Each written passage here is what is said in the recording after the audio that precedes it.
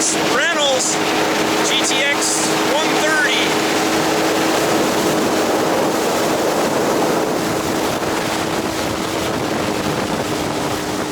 Exploring the ever-changing vistas of Mary Lake.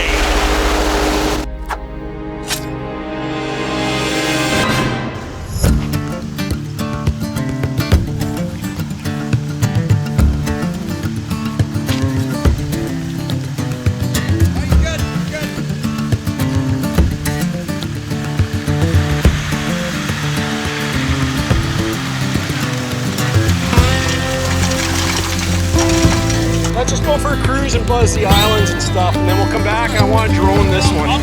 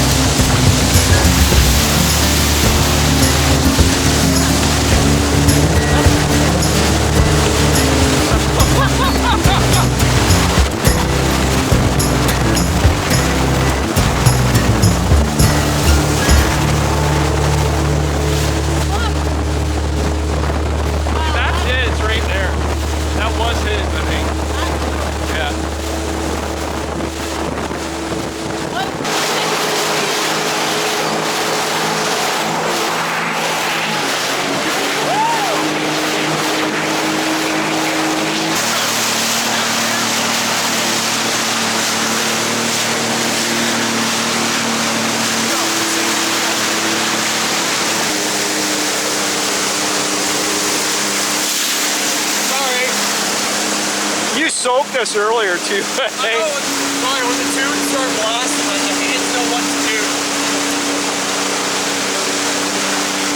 Get off plane, like, just drop the throttle, keep your front end down, make it safe. Yeah. There you go. Yeah, it is pretty shallow. You can just keep going. You can go a little bit more. These things are so, when you get to the top and stuff in that one cove, you see me just bashing the waves. Oh, there's so much funner on this lake.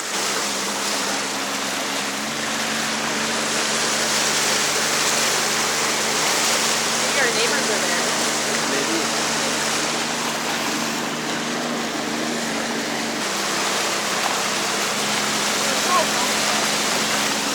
No, those are people there.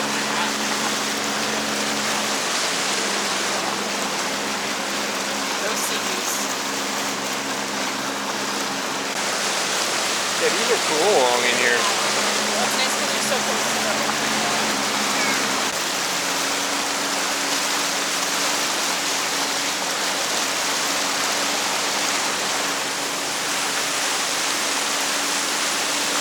Lots of views in around here.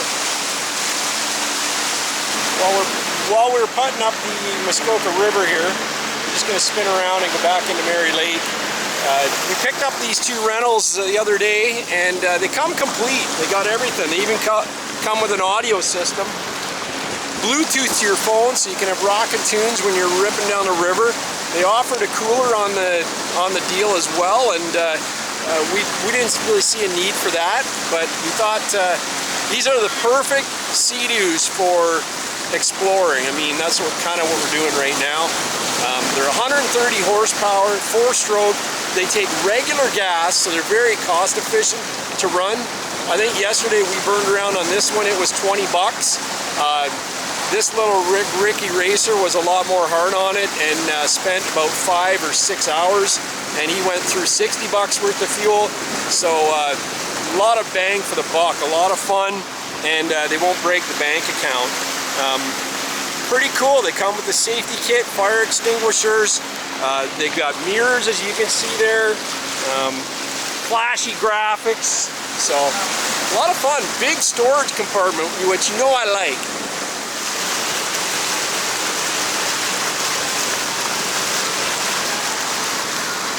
Coming from an older SeaDoo back in the day, I had a 96 SPX 650, and they were you got a lot more wet. They were a little bit more agile than these, but for 2-up riding like this, you wouldn't even think about it on the SPX. The passenger would be soaked. These are very stable for beginner riders, you can see here, and we're having a blast. Very safe on the water and having a lot of fun.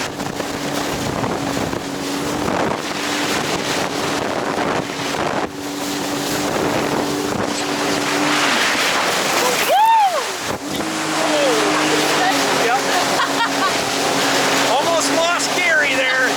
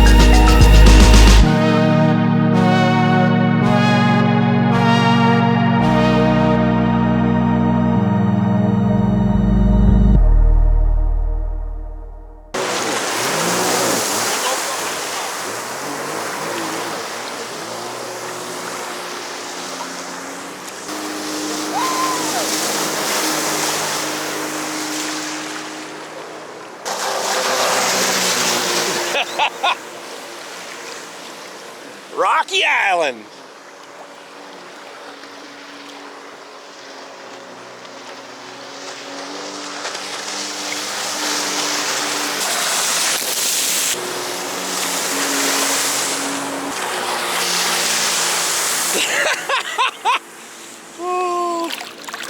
And they left me out in the water to drown.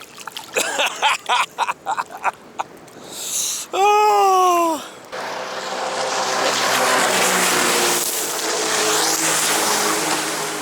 I'm gonna go for a little swim here. It's awesome. You can Is the water? bring it over and kill it. Yeah, the water's nice. Okay, I'm up here in Muskoka and just wanted to go over the rental from Energy Powersports.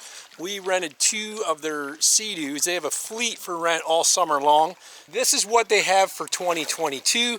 I'm sure there's a new fleet coming in for 2023. It is a SeaDoo GTX 3-seater, and it's 130 horsepower.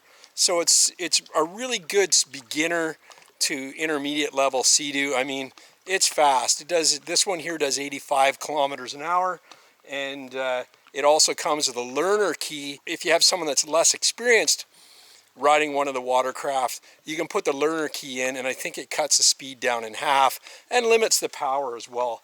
But I'll tell you, there's tons of power and tons of fun in this model. You've probably seen SeaDoos before. They typically all look the same. Yeah, they do, but I've never seen what's really involved inside of these things, and they're pretty impressive. But let's take a closer look. This is a GTX Pro 130, and it's got a big swim deck.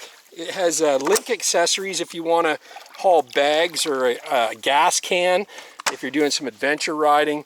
This one does have a ski pole capability, but they do not include a ski pole, and they do not encourage water skiing behind this unit. Audio system is Bluetooth to your phone, which is really cool. The phone is in this waterproof compartment right here. There's the learner key. Very similar to the snowmobile, but I like this setup better. It's actually a rigid case. More protection. Your USB is right there. This is even molded out so you don't bend your cord, and it even comes with the anti-vibration foam there. There's instructions which I took out because I didn't want to get wet for the how to connect your phone, and that locks in place and is waterproof sealed. There's different modes to this. There's an eco mode. You just hold the button down. I'll start it and show you those modes. It actually has IBS, the braking system. You click that once, it goes into neutral. You hold it down, it'll actually put the watercraft into reverse, and you can back in and out of any situation you want. The comes with the mirrors, which I thought were a gimmick, but you actually use them, especially if there's 2 riders riding on the water. You can really see the other rider in there. I'm trying to do this one-handed, but there's 2 locks here, and then the hood opens up. And look at this trunk. I mean, you can fit a small family in there, right? This is where you gas it up. The nice thing about this thing is it takes regular gas. So it's a miser, I think. As far as watercraft goes, I mean, they are a boat. These are actually really good on gas because they are only 130 horsepower, and they take regular. Down here it comes with the docks, the dock pads, ropes, which I've left on my dock to tie up. You've got your safety equipment. There's a waterproof flashlight, whistle, casting rope for safety, all kinds of stuff in that box. We've got a fire extinguisher, which is stowed away on board, and lots of room for packing a picnic lunch or anything else that tickles your fancy in there. And again, it's semi-waterproof. I wouldn't say I'd trust valuables in that you don't mind if they get wet, because if you do get splashed by a buddy, then they might get wet. But it also has a pretty attractive graphics package. It looks pretty stunning on the water, and you get a lot of compliments on it as well. But coming off of an SPX 650 in 1996, it was fairly tippy. You didn't have much confidence, even as a beginner rider, on a smaller watercraft like that. This is very stable, very, very stable. It's got good width and good length, so rough water is not really an issue. I think you'd have to work hard to really flip this sucker over. We haven't had any issues. You will get thrown off before you get flipped over on this thing. I'll guarantee that. And like I said, it's got the 3-up seat, so if you did want to tow a tuber, you could. Clip up your tether cord. That's very important on SeaDoos, because if you fall off, you don't want to be swimming to it. To start this thing, you just hit the button. I want to make sure I'm in fairly deep water. Hopefully you can see that. And you see it's in neutral, but as soon as I give it a little bit of throttle, it'll actually go into drive. So forward motion, if I tap the brake once, it goes into neutral. And if I hold it, it'll go into reverse, just like that. And you stay holding it and give it throttle, it will go. So you let go, it goes into neutral, and it's very intuitive. You just go like this. The modes, you hold the mode button, and you see it says sport mode, but it's not quite in sport mode yet. Increased acceleration, and if you hold that button down, it will lock it into sport mode, and away you go. If you want to get out of sport mode or tap the button, it goes into eco mode, and you can see eco off, sport mode, eco mode, and eco mode's a very good mode if you're touring, that type of thing. So we're going to go back into sport mode, and you hold it, it beeps, it locks in, you see sport above the gauge, and away you go. So let's go find Drew. I got to put my hat in sport mode as well.